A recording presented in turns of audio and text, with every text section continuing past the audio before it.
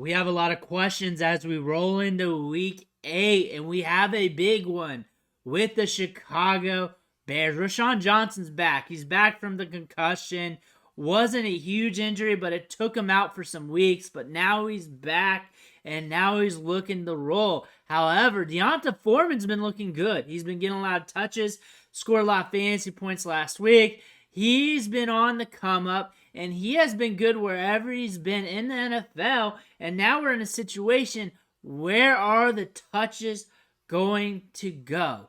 Now we're going to take a look at both these running backs, try to determine what's it going to be looking like going forward until Khalil Herbert's back into the fold, as we got Roschon Johnson and Foreman sharing the workload. We're going to go over the news, the facts, the data, the advanced metrics, and everything else right here. But what you need to do right now is click that subscribe button, tap it with your finger on your phone, click it with your mouse, whatever you need to do to get the job done. Stop missing out on these deep dives. We cover the waiver wire. We do these versus battles on these players to see which ones we really want. And we try to help you win those trades. We help you set those lineups and everything else. Click that subscribe button. Stop missing out. Let's look at this battle here between Roschon Johnson, Foreman. Starting off the season, Roschon Johnson was ahead of Foreman. Roschon Johnson was getting touches behind Khalil Herbert. It was like a 1A, 1B, RB1, RB2 situation. Roschon Johnson getting work in the passing game. Roschon Johnson looking good. But Foreman, though, comes out, doing the work, getting touches, earning a role. What's it going to look like going forward? But let's look at Foreman first. Wasn't really doing much until Roschon's out. Khalil Herbert's out. Then he started getting some touches. And last week against the Raiders, we got 16 carries, 89 yards, 5.56 yards per carry, 2 touchdowns. Also caught another touchdown. And there we caught 3 passes for 31 yards. So we were getting it done last week. Foreman's the hot hand right now. Looks like he's earned a role. How much? We don't know. We can only speculate when Roschon Johnson comes back. It looks like Roschon Johnson was going to be the guy, but now Foreman is doing well. He's handling a large workload. He's scoring touchdowns. He's earned a larger role in this offense, but to what degree, we don't know yet.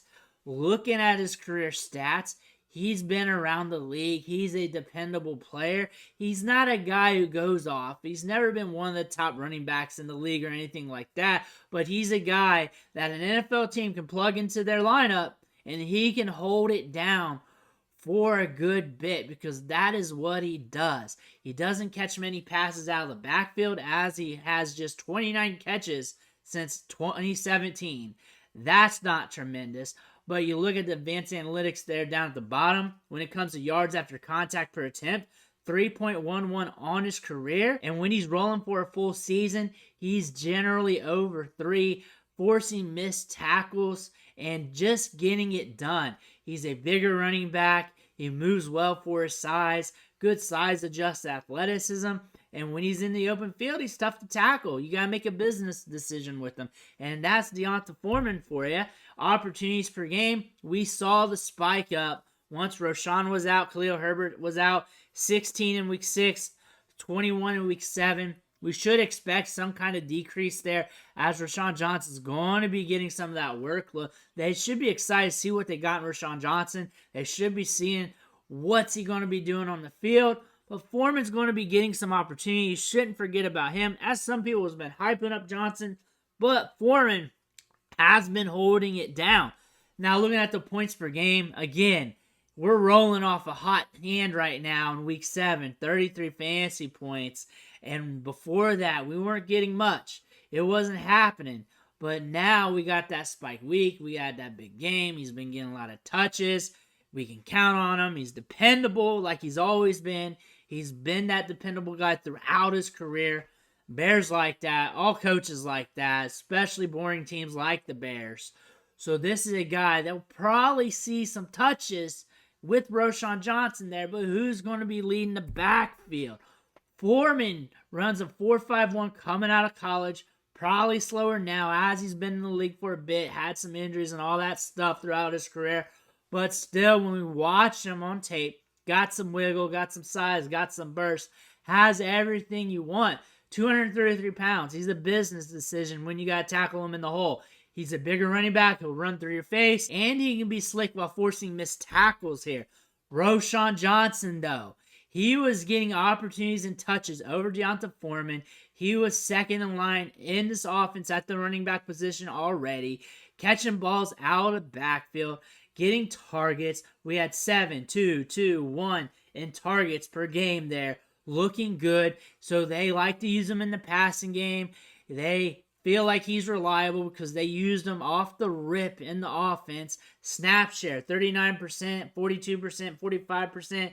Then dwindled down a little bit as Khalil Herbert was getting more of a role there, 22 and 9%. But still, he was getting work as a rookie right off the rip during his career. No ramp-up time. Seeing some opportunities in the offense, which is a good thing to see. When he comes back, he might be seeing the touches. He might be seeing the opportunities here.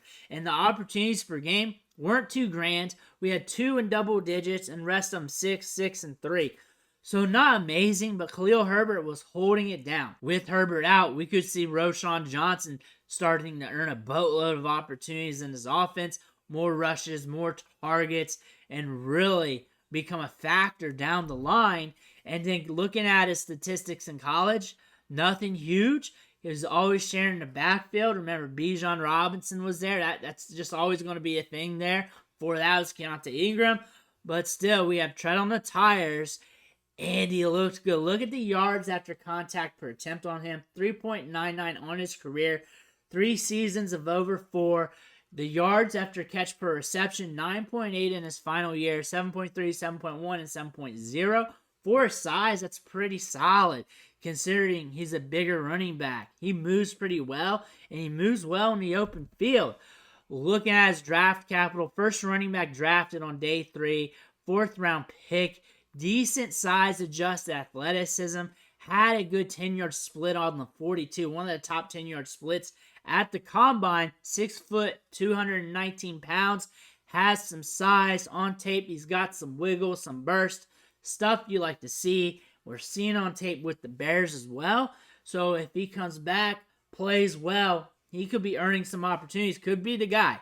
Could be the guy on the long term. Upside's huge with Roschon Johnson here. Khalil Herbert is eligible to return on week 10. That could be when he comes back from IR. Could be later than that. But when we look at the touches, it was kind of the Khalil Herbert show with Roschon Johnson sprinkled in there. Khalil Herbert was getting it done. If you need a pickup and he's not stashed on IR and he's sitting there on waivers and you got an IR spot, look at Khalil Herbert because you might be able to use him in the playoffs. It's not a guarantee or anything, but he's a guy you could wait on if nobody else is willing to wait on him. But still, when we look at these 2 running backs, one of them could take over, or both of them are going to get opportunities. I look for D'Onta Foreman to see touches in this offense. I look for Roschon Johnson to have some upside. I look for him to see touches. He might take over, but it might be sticky, icky in the first couple of games. But I look for Roschon Johnson to get that opportunity to take over in the next few weeks, maybe initially. Who knows about the Bears? It's not like they always do the smartest thing. Foreman has earned a role. He should be getting touches. He should be getting opportunities. He's not left for dead. Is he a guy you're going to want to start? Probably not. Is Roschon Johnson someone you feel good about right now? Probably not. They might eat into each other. That's highly probable. And Roschon Johnson is the back in this offense that has a ton of upside going forward. If I had to pick between one of the 2, I feel like on the short term, you're just guessing, grasping at straws. But over the long term, I would want Roschon Johnson due to the upside, due to the nature of the beast here, where he was getting touches earlier in the season over Foreman. And we saw how he looks on tape, the younger back. However, I'm not sleeping on Foreman. He's a good running back.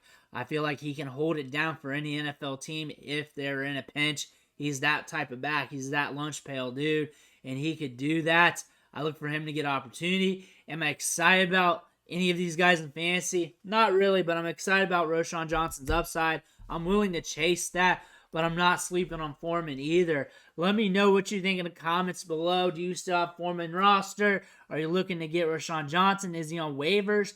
Probably should be a stash pickup for sure. If he is, you may want to look at that. Make sure you hit that subscribe button on the way out. I want to thank you for watching. Catch you on the next video.